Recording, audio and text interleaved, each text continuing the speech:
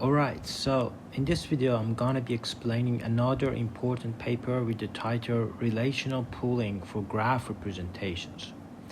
This ICML paper in 2019 is very important. This work generalizes graph neural networks beyond those on the WL algorithm, graph Laplacian and diffusions.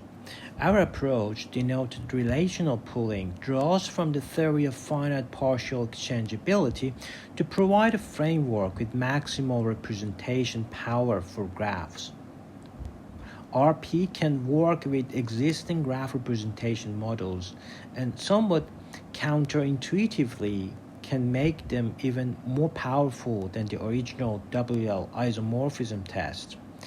Additionally, it allows architectures like recurrent neural network and convolutional neural networks to be used in a theoretically sound approach for graph classification.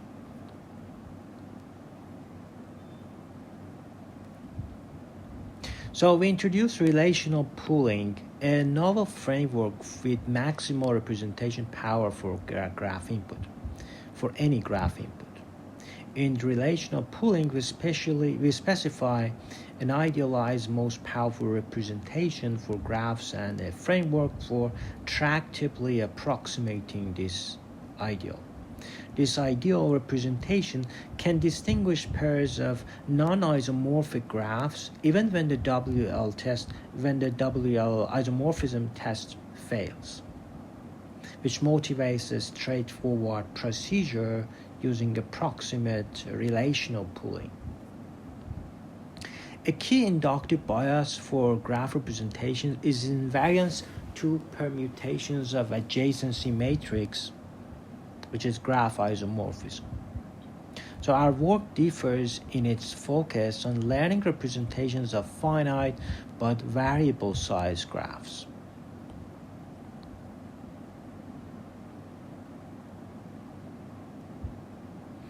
So the tensor A is here, and this symbol denotes concatenation along the third mode of the tensor.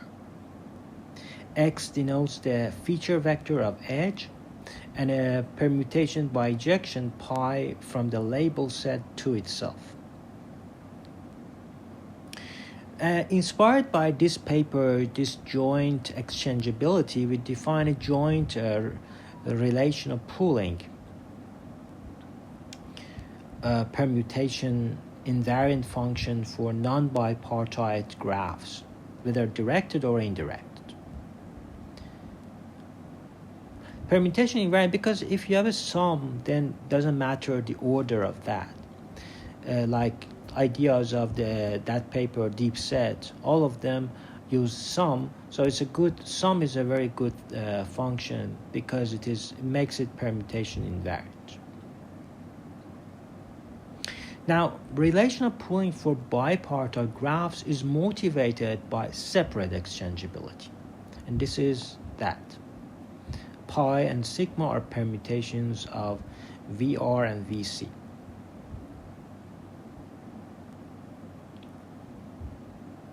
So relational pooling allows one to use a wide range of neural network architectures.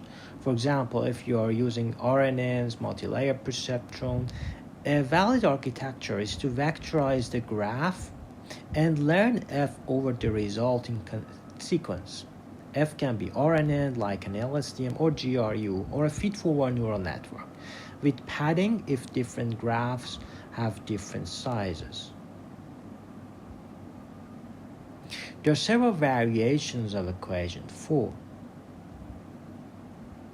Can a WLGNN be more powerful than the WL test?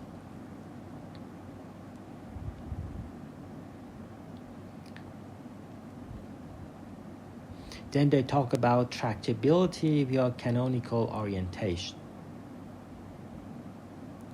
For example, tractability via pi SGD. A simple approach for making relational pooling retractable is to sample random permutations during training. This offers the computational savings of a single canonical ordering by circumvents the need to learn a good canonical ordering for a given task. This approach is only approximately invariant, a trade-off we make for the increased power of relational pooling. For simplicity, we analyze a supervised graph classification setting with a single sample permutation, but this can be easily extended to sampling multiple permutations and unsupervised setting.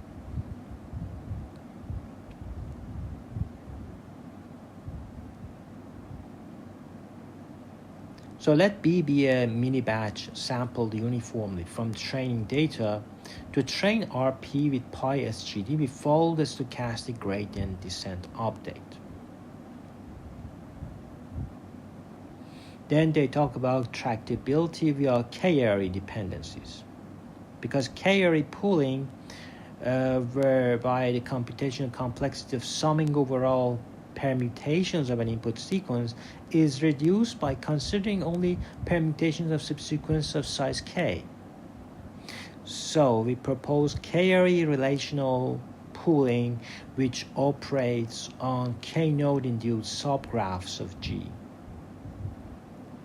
which corresponds to patches of size kk d plus 1 of A and k rows of X. So this A denotes access to elements in the first, second, and the third modes of A.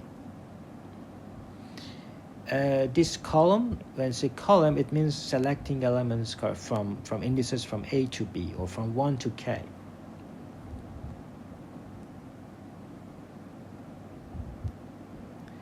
So this is an example of 5-node graph encoded by A. We selected 3-node induced subgraph. And we have adjacency tensor A.